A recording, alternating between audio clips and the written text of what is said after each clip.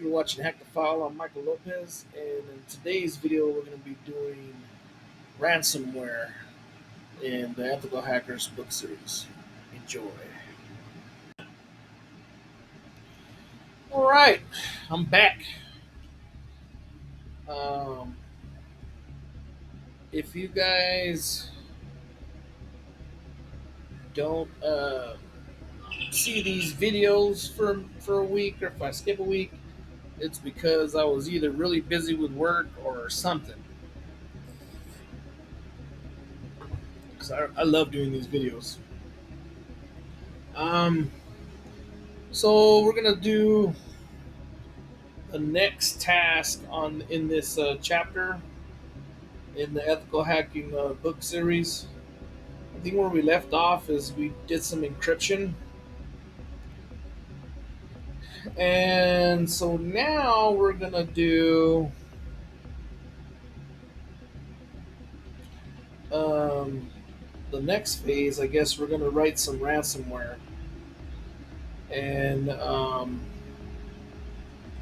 like I said, I've got the um, website of the where the code's already written because I'm not gonna write this from scratch. That's just ridiculous. So, but we're gonna run it and follow instructions and stuff like that. I might have to pause the video and get the website again because I got it somewhere. All right, so let's just kick this off. We did some encryption, like I said. We learned about encryption. To me, it was fun. It might have been a little dry or a little long video, the last one, but I mean, if you're up for learning, um, really, what is it that we're doing here in cyber or hacking or whatnot, then yeah, I thought it was fun. All right, so um, let's just start this off. Optimal asymmetric encryption padding. Plain RSA isn't secure because a message will always produce the same ciphertext when encrypted with the same public key, E. This is because the encryption process ME mod N doesn't include a random nonce. Among other weaknesses, the OAEP processing and post processing steps address these issues. Let's take a look at the OAEP algorithm. Leaving some of mathematical details abstract, before a message is encrypted, it is first run through a OAEP processing step. And here's the math behind it. You can represent this step using the following pseudocode. If you don't know what pseudocode is, Google it, look it up. Hold on, let me go back right here. You can represent this step by using the following pseudocode. OAEP dot preem R random nonce X pad M hash Y equals R XOR hash return X Y X or Y. The pad function 1 makes M larger number by adding zeros to the end of the bit representation.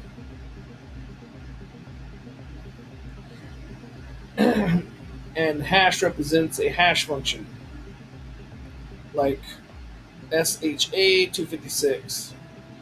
Why do we need to make an M a large number if E, M E squared, I don't know, is small? The encryption function M E squared mod M doesn't use the modulus, and computing E root C, whatever the heck that is is easy. OAP is a padding algorithm that ensures small numbers are converted into larger ones that use the modulus. The OEAP post-processing step recovers the original message and can be represented using the following pseudocode.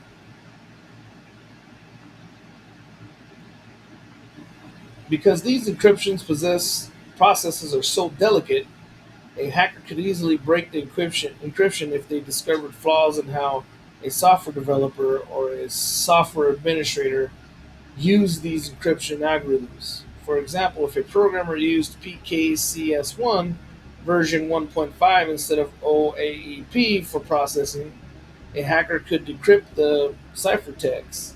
So, when attempting to break an encryption message, an attacker should first examine the options used to encrypt the message. Now yeah, let's let's let us combine these ideas to implement something a lot cooler: ransomware. All right, now we're getting to the good stuff. Writing ransomware. The first ransomware system used symmetric key cryptography and stored the keys in the ransomware itself, which allowed security researchers to extract the keys. Modern ransomware systems use a hybrid approach. They still use a random symmetric key to encrypt files on the victim's machine, but to prevent security researchers from extracting the key, they encrypt the symmetric key with the hacker's public key. Figure 5.8 shows an overview of the process. If the victim pays the ransom, usually by uploading Bitcoin and a copy of the encrypted symmetric key, the ransomware server will use the hacker's private key to decrypt the symmetric key and return it to the victim. The victim uses this key to decrypt the files. File, key, encrypt file with AES key. Key, key, encrypt AES key with hacker's public key. How the ransomware protects it.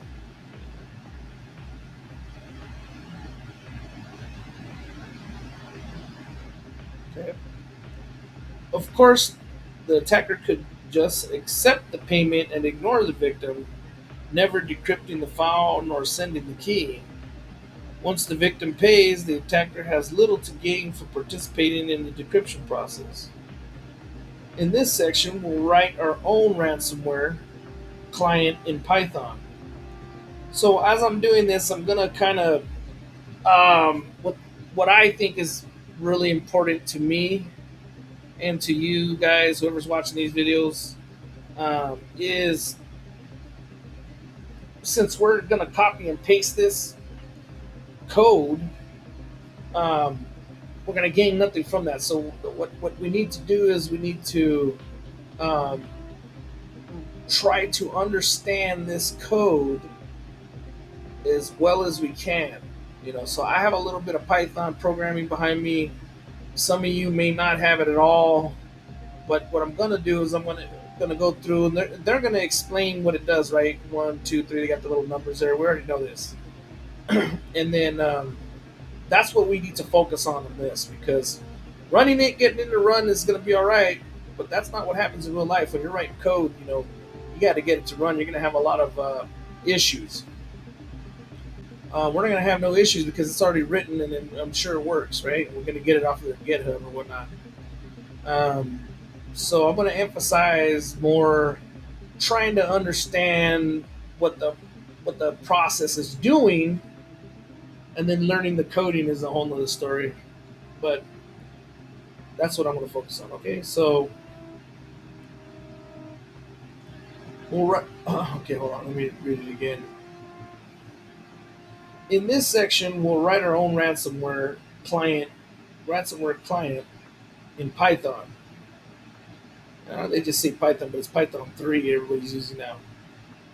So that we don't encrypt all the files on the Kali Linux virtual machine. Oh, wait. So that we don't encrypt all the files on the Kali Linux virtual machine, we'll limit our ransomware client to encrypt only one file. However, you could easily extend the implementation to encrypt every file on a victim's computer. Ultimately, that's what you're going to want to do, or you can specifically attack. We're going to pretend that this is an important file. Maybe it's a client uh, partner merger file that's important, right? Okay, we can do anything we want to do, or it's a incriminating file. So we'll call it something. Okay. First, we'll generate a ransom symmetric key, and then use the key to encrypt the file. So you know that I'm sure if you guys are uh, fans of my channel, or if you're one of my subscribers, um, you know that I don't do this beforehand. This is all being done right now. Um, Unless I've tried to record the channel 6 times and I had mistakes, then you're gonna have some kind of I have some experience with it. But like this is all being recorded for right now, and I haven't done this, so we're doing it together. We're gonna troubleshoot it together. We're gonna figure it out together. Okay. First, we'll generate a random symmetric key, and then use that key to encrypt the file. After the file has been encrypted, we'll use our public key to encrypt the symmetric key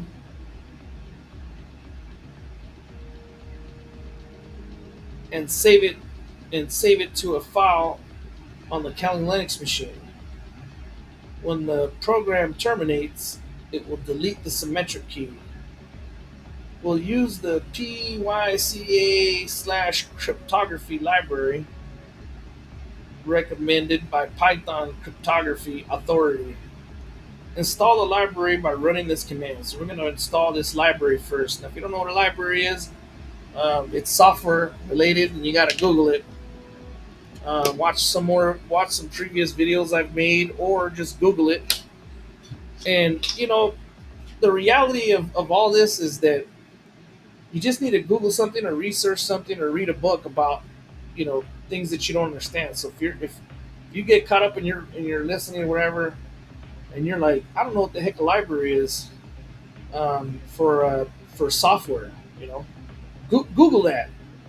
Say, well, what is a Python library, and then it'll tell you. It's basically, it just holds all your method. It holds all the methods and certain methods and or whatever you want to call it. In Python, they call it I don't know. Doesn't matter. Anyways, it holds your methods and your functions. Well, I'm gonna take a drink in a second. And it's just like literally a little library that holds all those to do certain things. Okay, that's all you need to know. And you need to add that in the CSS from. These are all the little libraries from Cryptography Hazmat. He's adding all this stuff from the top of your thing. So okay, hold on, give me 1 second and let me see if I can find this. I'm gonna have to pause the video, and then I'm gonna find this. All right, I'm back. So let's go ahead and do the pip3 install cryptography. So pip3, you already know, is the function or the command to what is this? That's weird. I had two of those open. Is the command to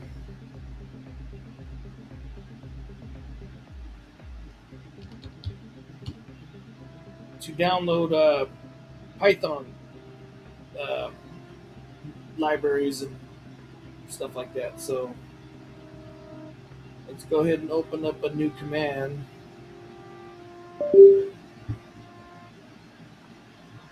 And is it pip3? Yeah, pip3 install cryptography.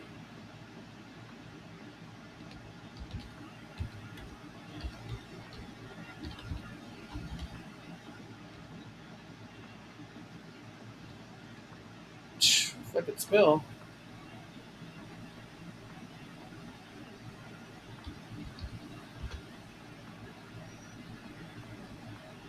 How you spell that? Oh, it's gonna ask me to sudo.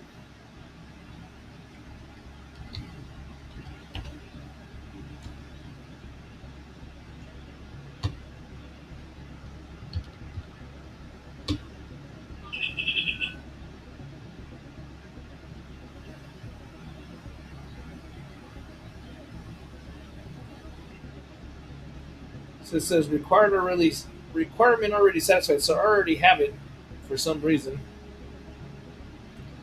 I must have downloaded it for another for like, or it must have came already installed in this Cal Linux. This is a new box. All right, let's go to. So that's installed. So you got to make sure you have that installed before you try to run some cryptography stuff. After you've installed the library, open a text editor such as Mousepad and enter in the following. So I've got this copy, and I'm going to enter it. So let me actually, I didn't copy the whole thing. And if you don't know, here's the link to their and you okay. Here's the secret, just in case you guys forgot or you didn't catch one of my other videos, early videos. Um, pause it and look at this URL. This is where you're gonna find the, you know, on their GitHub, their where their code is at by chapter. Um, they don't tell you that they have this on GitHub until like halfway through the book, and I don't know why that is.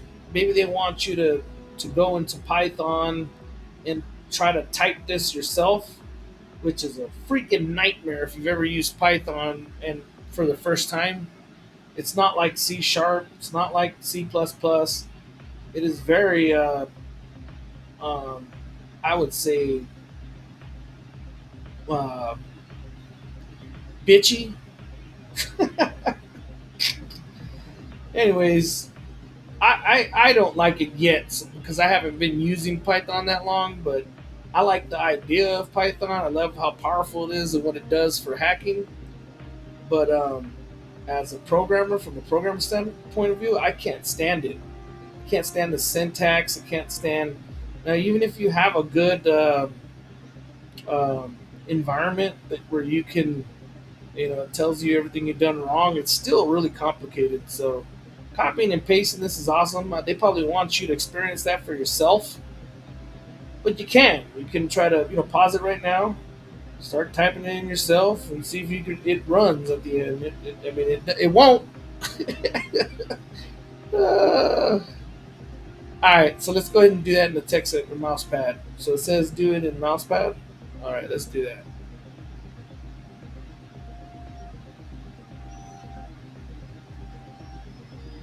And I think I'm going to put mouse pad right here on my desktop because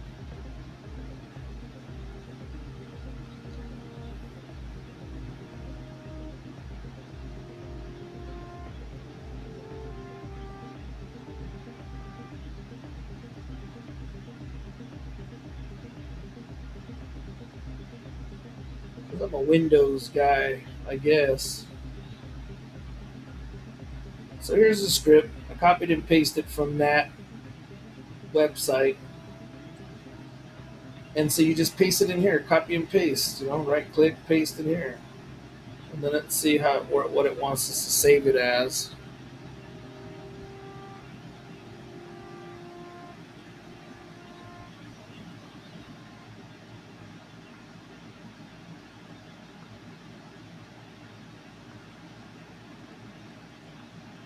I'll just leave it. The Fernet module 1 symmetric key equals fernet.generate key. Okay, that's your function, or no, your uh, variable symmetric key. Okay, the Fernet module 1 provides a simple API If you don't know what that is, Google it too. For performing symmetric cryptography. Symmetric cryptography. We load the public key from a file using the with keyword with open, and then it's got their desktop ransomware. It's going to put it on my desktop. Call it ransomware public key as key file. So this is a method that we're going to use, or in Python, it's called a method or a function or whatever. Okay,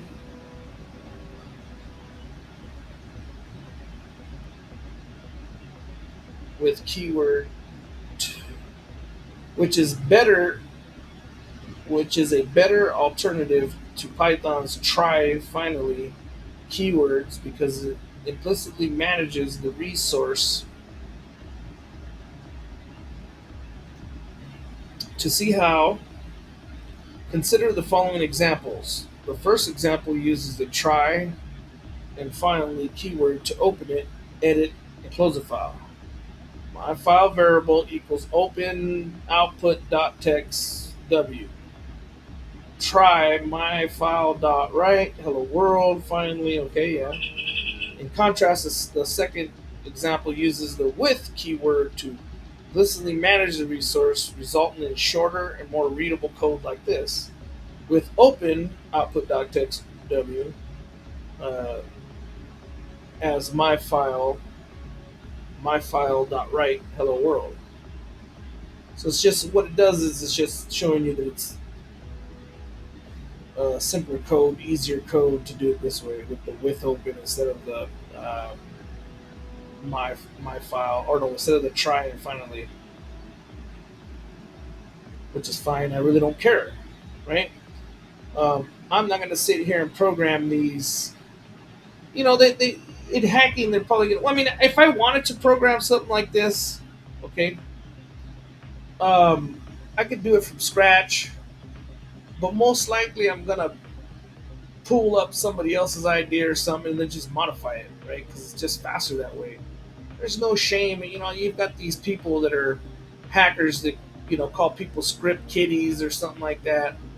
But I think that they're more calling them script kiddies because they're stealing scripts and then running them, but they don't know what they do or something like that, right? But which could be dangerous, or I really don't care. But if you're like if you already know how to code kind of and you understand coding and all that, you're gonna 9 times out of 10 you're gonna want to do something. You're gonna Google somebody that's already written that code, or whatever. You're gonna try to and then you're just gonna modify it and tailor it to your needs, right? That's where your individuality comes in. Now, if you write it from scratch, good for you. You're probably gonna write it for you can, but I mean, you're not gonna do that necessarily all the time. So that's just ridiculous. So I really don't care that it's more efficient now. I might care later and then remember that I read this and go, oh, okay, yeah, it is better with this. But I mean, that's stuff you can figure out yourself. When they use the OAP algorithm 3, padding O dot OAP MFG padding and algorithm hashes, and this is all something you can, hacking Python code is once you do it enough, you're going to start recognizing these functions that you're attaching to your variables. But I mean, it's a whole nother kind of programming you got to get into. When then use the OAP algorithm 3 because OAP term relies on cryptography hash function. We use select. We must select one to use. Here we select the SHA-256 hash algorithm. For algorithm equals dot SHA-52. The important thing here is knowing what's like and how what steps we're doing and you know like this right here, algorithm equals hash dot SHA-52. Now if I know that I can do it like that, right? Next, we write the encrypted key to file in memory. Next, we write the encrypted key to file in memory. 5. With open, and this is the one we went through. Oh, almost not. Okay, with open encrypted symmetric key WB as key file write encrypted symmetric key to file in memory, and then encrypt the file. Encrypt data equals, for instance, encrypt file data. Okay.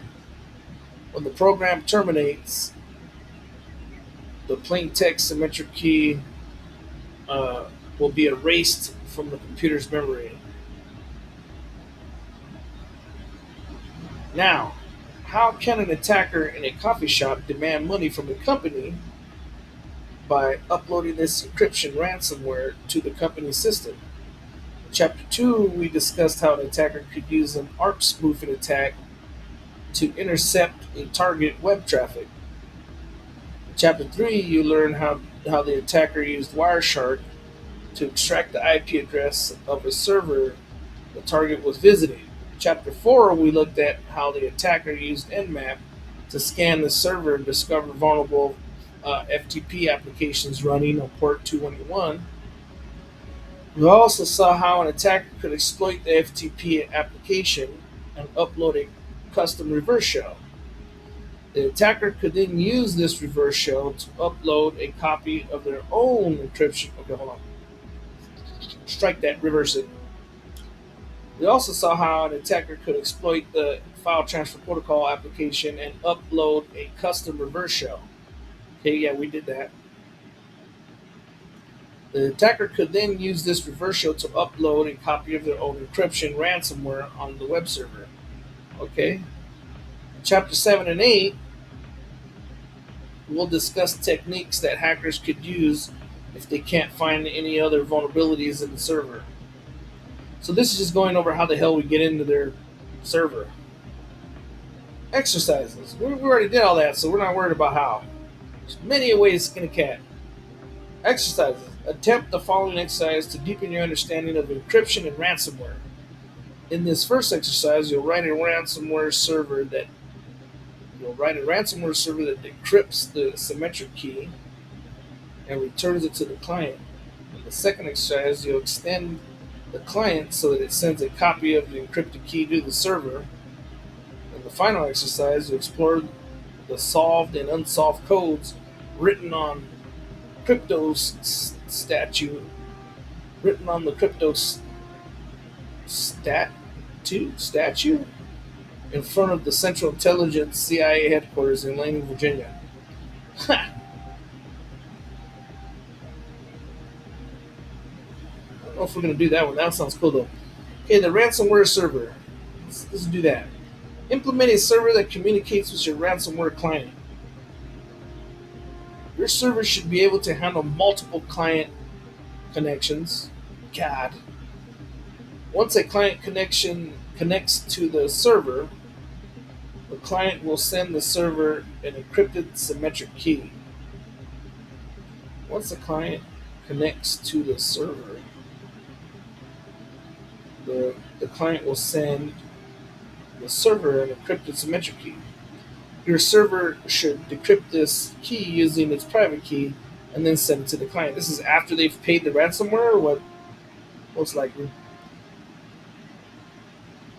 So what is this? Is this the same?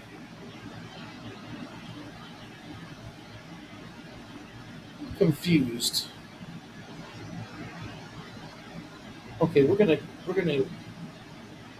encrypt it first. No, we're gonna decrypt it. Yeah, decryption code here.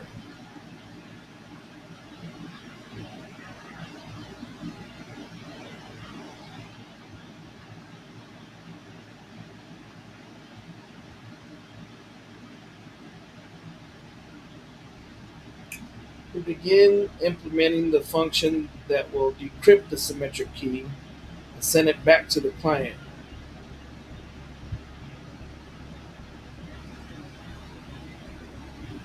As an exercise, try modifying this function so it decrypts the key, send it back. Hint, read RSA decryption section, library decryption. We already have that.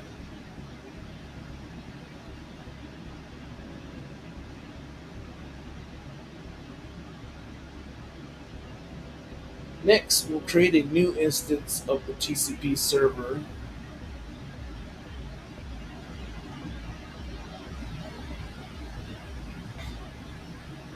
and then we'll start the server. This is the same TCP server code you used in Chapter 4.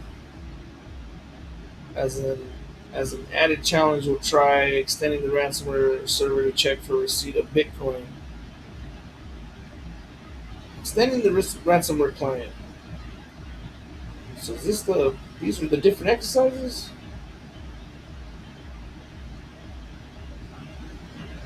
Did we skip the file creation? We skipped something here. Because they had us install this cryptography for a reason, right?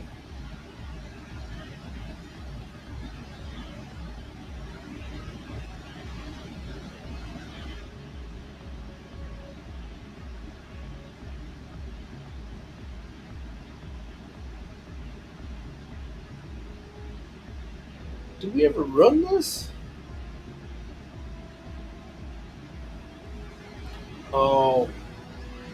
Oh, so we have to do this.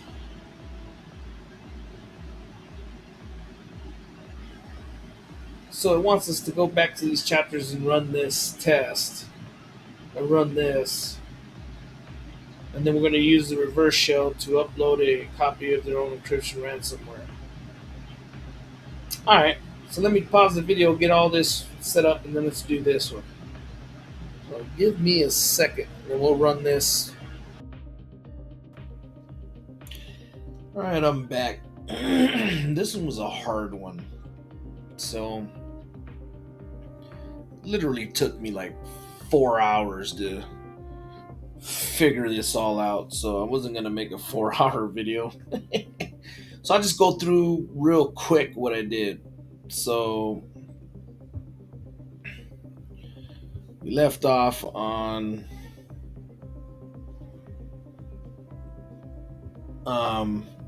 writing the ransomware. So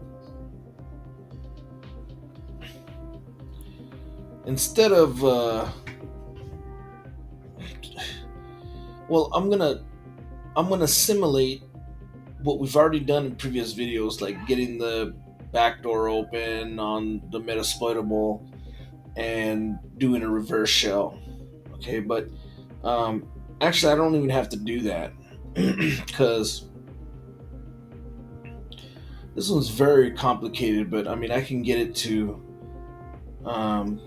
do what it's supposed to do. So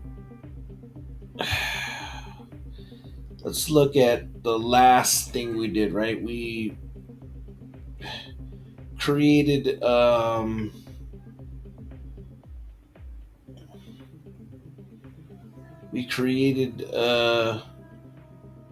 public and private pair key, right?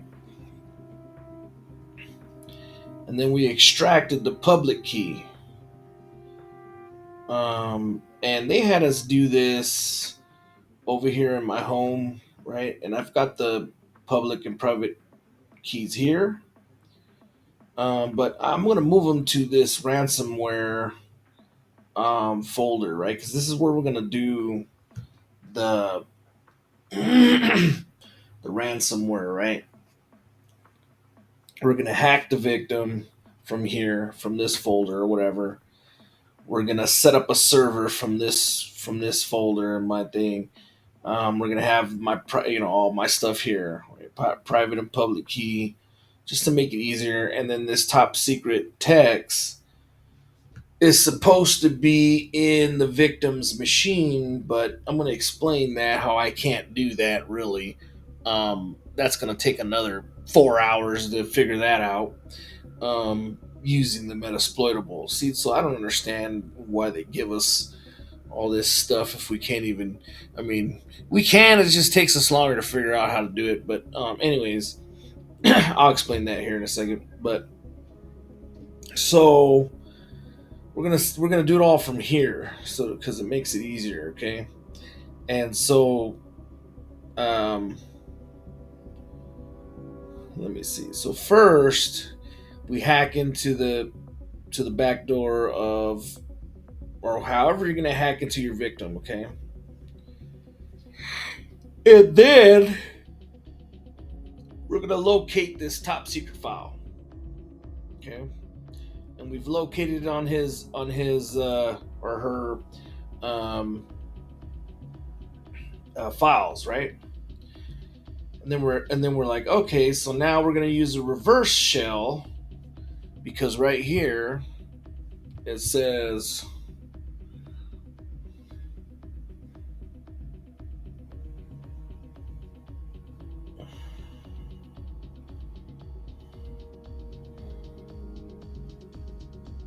I mean, this chapter was very interesting, and I would love to spend more time on it and just nerd out.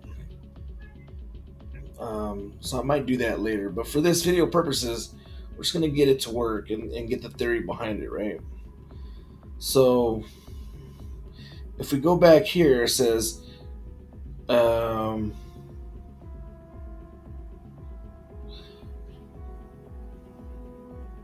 okay,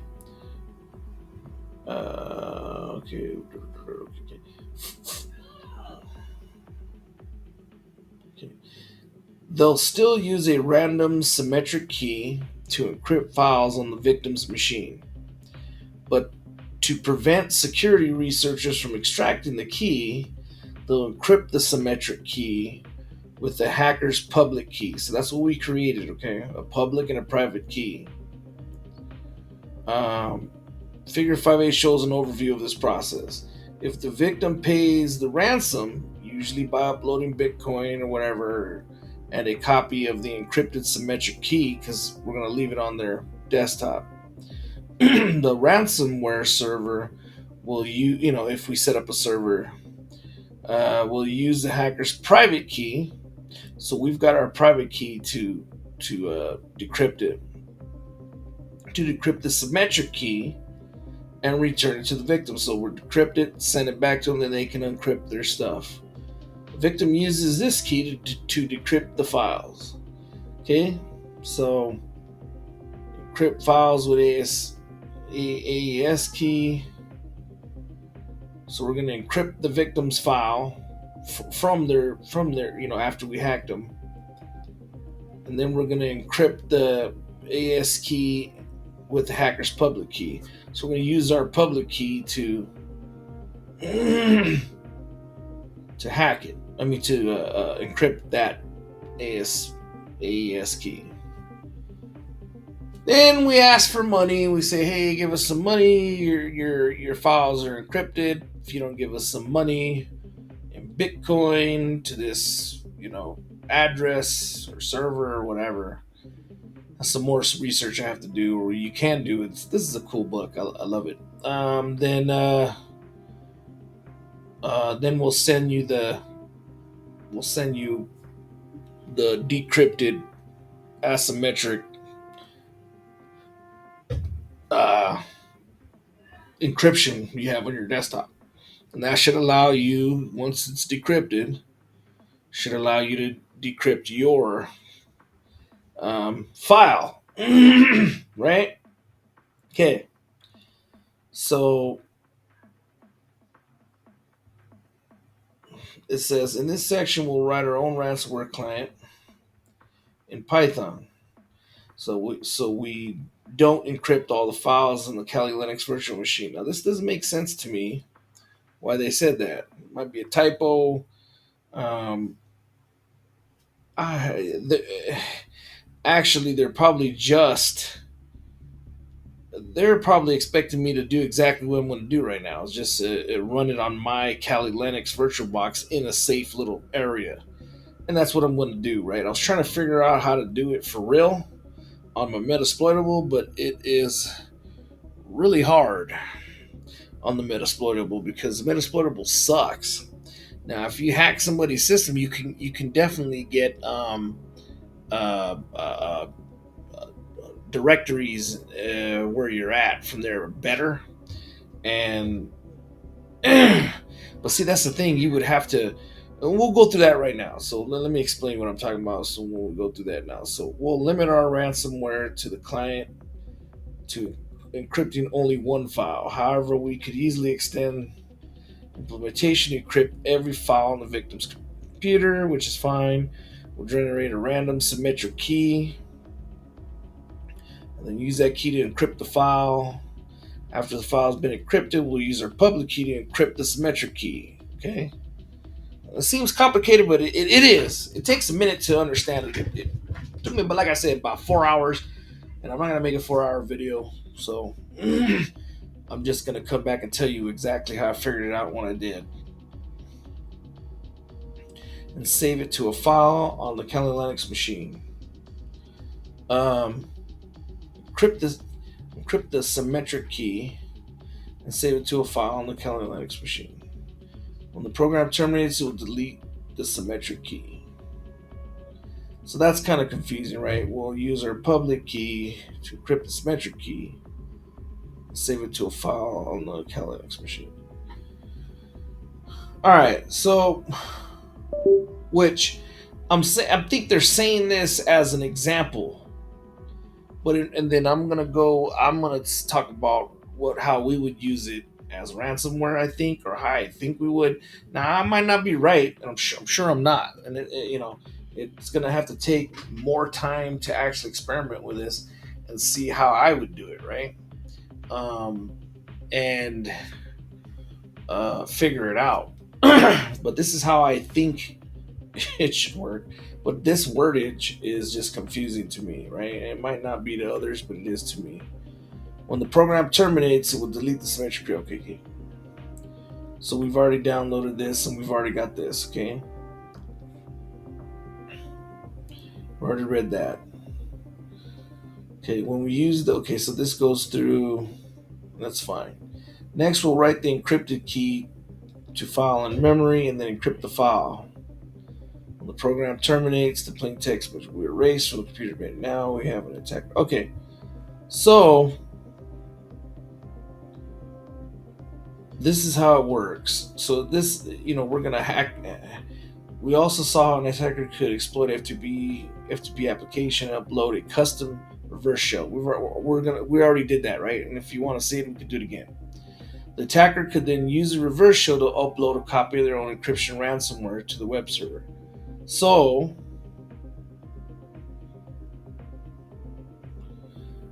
what this sounds like is I hack into their system, create a reverse shell, which I can do that right now. I did it like 6 times right now. I mean, I can do it quick. Then, once I'm in there in a file or whatever, I'm searching around. I find the top secret file. Okay. Find the top secret file.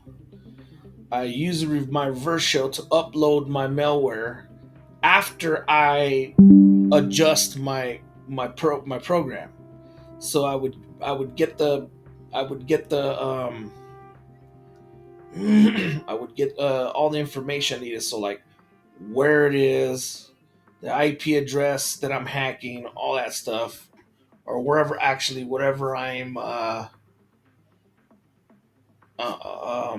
sending it to, right? Which is easy. I can send my malware into it with the reverse shell, my victim, but then I have to customize this code. Okay, so this is what took me a minute to figure it out, right? So, and then this exercise, I want to do this one too because this one's awesome. But let's look at that, right? So, and we'll run it. So now, um, here's the ransomware, right? And this is your ransomware, okay? So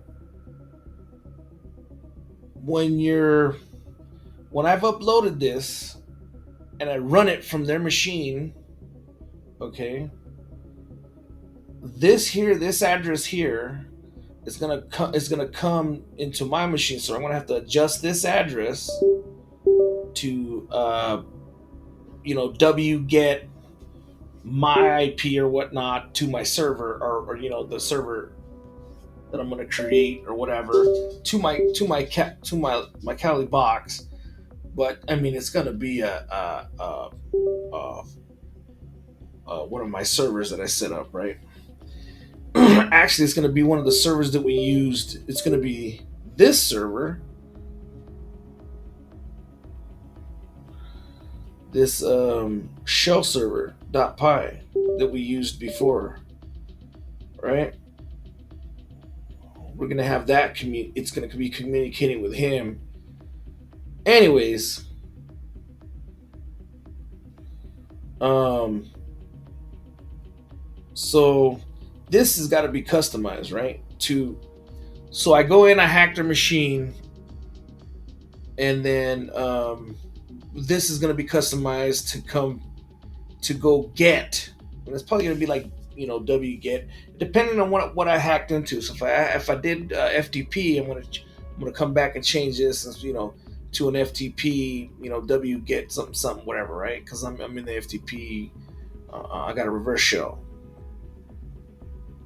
through FTP vulnerability or something like that, right? I'm gonna have to figure that out and grab my public key. So in this, I have to change this, right? And then it's gonna do its magic from there. It's gonna run. But here's another thing. This runs on Python 3. Okay. Here's another thing that you got to kind of think about. You got to have Python 3 on their machine, or the victim has to have Python 3. Can't have Python 2, because I try to do that from my Metasploitable. The 4 hours I was tinkering with this, and it said Python 2.6 does not have this library or something, and I'm like, oh, okay, so it would have worked the way I'm thinking. It just didn't have Python 3. So that's another thing to think about. In the real world, you're hacking somebody, you're trying to run this from their, this ransomware from their victim, right? To encrypt their file and leave them with the asymmetric key that they can, hey, oh, okay, I've got the key here, it's encrypted, all my files are encrypted, here's your Bitcoin, can you, decrypt it and send it back to me so I can encrypt my files, right? Anyways, that's basically how this is saying it works. You're not going to be able to run this unless it has Python 3. I tried. So that's another roadblock. Now, if you've got root in somebody's system, you can easily just upgrade their Python or download Python into their system, right? But that's another thing you got to think about. So that there's more realism to this that you got to think about, right? It's not just, but being able to understand this main process is a valuable tool, right? Okay, so then it's gonna set up that asymmetric key, whatever, and then it's gonna grab your public key, and then here file path. It's gonna now this is where it's looking for your top secret. This is where you're gonna go back to this malware. This payload, or this ransomware payload, I would call it, and you would enter in the path of the file and the name of the file that you're trying to encrypt on their desktop. So you would put their file path, right? So that's easy to get when you're in their system. You just get the file path. If you're in their one of their servers, you get their file path, and you put put it in here, right? So you need to get all that information when you're hacking their system. Get all that information. This probably doesn't have to move. This probably doesn't have to change. You might have to change this depending on how you're hacking their system, right? How you get a file from put it into their system or a payload, right? But or whatever you've put in their system. But this is going to change depending on what directory you found that you want to encrypt their file. Let's say you just want to encrypt their top secret file, right? In this case, then you have to adjust this too. So this all this stuff has to be adjusted, right? Okay. Now let's close this. So I adjusted it just to put it in this, and we're gonna encrypt this top secret file, right? So let's do that. So we're gonna come here. I'm gonna open up a terminal here, and we're gonna run this Python. Actually, Python 3. The hell is it called again? I'm just kind of tired. Ransomware. Ransomware.py. Okay.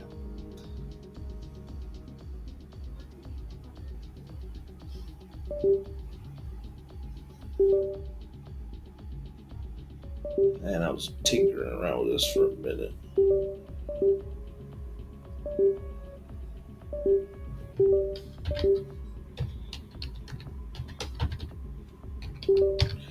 So I'm going to run the payload from here.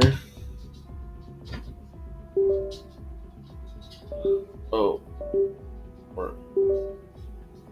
where is that at? It is right here. We can.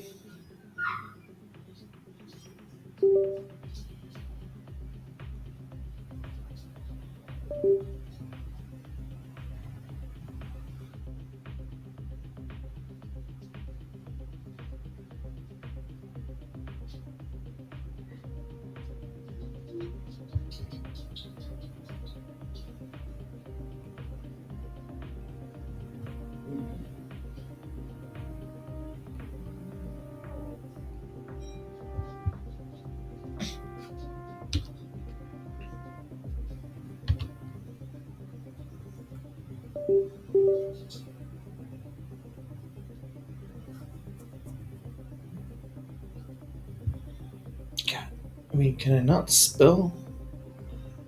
Am I that damn? Am I that dumb? Or I'm just tired.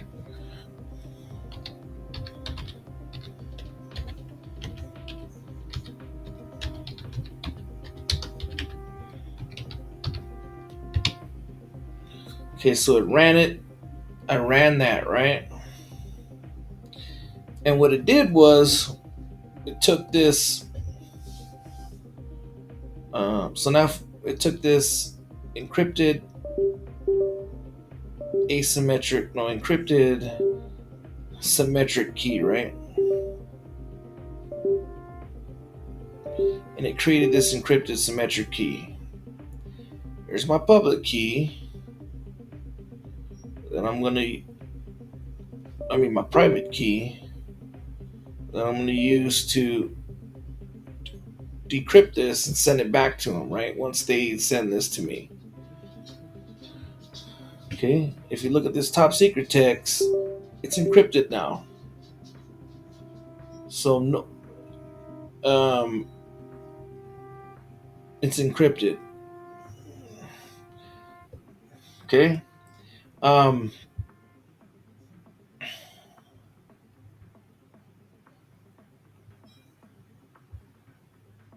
So this worked exactly how the book said, right? But understanding how to use this in the real world is the key, right? So it took a while to mess with all this to figure it out that I had to change the code on that, and you're gonna change the code on those little scripts on the fly, anyways. That's the whole part of it, right? So first step was I generated a public key by creating a public and private key, and then extracting my public key from that, right? Then I use this public key to, after I hacked into somebody's system, okay, I found this top secret text. I went back to my ransomware pie, and right here I entered in a way to get from, like if I'm in a reverse shell, depending how you hacked them, you need to adjust this to where it can grab your public key that you created before, or that you'll create on the fly real quick, and then, like, let's say you're like, oh man, I'm gonna steal this, do some ransomware on it. Then you come back, create your key real quick, put it all somewhere where you're gonna have it. But I'm sure if you're gonna be doing that, you're gonna have it all set up anyways, right? Then then you need to put down here where they're gonna find um, the top secret key. I mean, their top secret file that you want to encrypt. Now, what it does is it when I run that this ransomware.py from my victim's machine, it will encrypt. Right? They don't have the public key or anything. It'll encrypt um, the top secret file, because you see it's encrypted. Then they can't decrypt it, and it'll just leave this encrypted symmetric key. Okay, they're gonna have to take this key,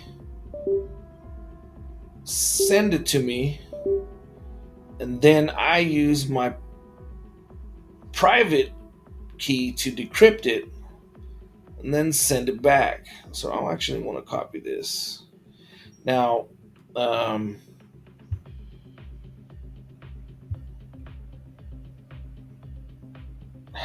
type Apple Keynote 5 presentation. Okay. Now, decrypting this symmetric key, I'm gonna need my private key, right? Now, I'm gonna run out of time, but what you do is you go back here to what we already know, and you use your private key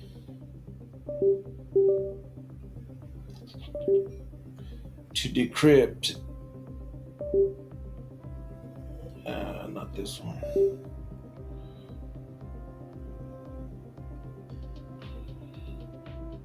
You use your private key to decrypt that.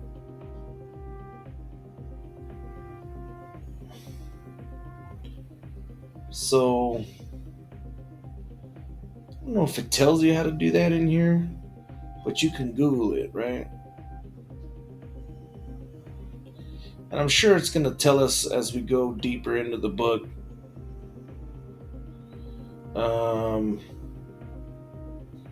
I don't think it tells us how to do that in this exercise. It just shows us how to encrypt it. And actually doesn't even show us that. It just gives us the code and has us figure it out ourselves. So that was kind of janky. This little thing was a letdown. But I got it to work. And you got to figure it out yourself, right? So all I did was mess with it and read it over and over again. That's it. And I kind of read this. Now this one looks very interesting.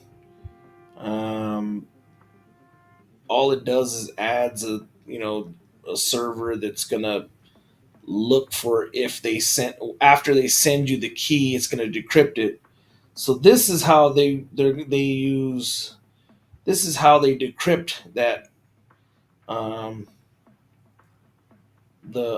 the key that they're gonna send you. They use this program with a TCP client that we already have, and they decrypt it. So I'm gonna make another video and do this, and we're gonna decrypt that. Um, but not today. We're gonna probably do these exercises because I think these would be very valuable to understand. And once we do this, we'll be able to decrypt that asymmetric or symmetric key that we created on their box, right? And then this one we probably don't have to do, but I would like to decrypt that file. And I don't know how to decrypt it. I can't, it doesn't tell you. It tells you right here how to do it. So probably gonna do that on another video, but we're running out of time on this video. It's gonna be a pretty long video. Um, Unsolved codes, you guys can run through these when we get to it, but this chapter I would say is the most interesting chapter so far. I mean, it all is, right? And that's what I like about this book. What it's doing is it's building off of the things you do prior. So it's making you do it over and over and over again, right?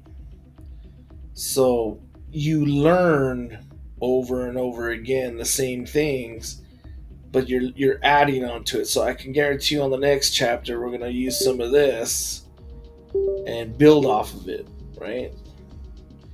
And um, but I mean everything worked. We just had to figure out the theory behind it, and I don't even know if I'm right. I've never done this before. I've never made ransomware, right? But it makes sense the way that I was thinking about it. So, you know, I like to go with the sense, with making sense of things because usually I'm right, right? But I could be wrong. But that's the whole point.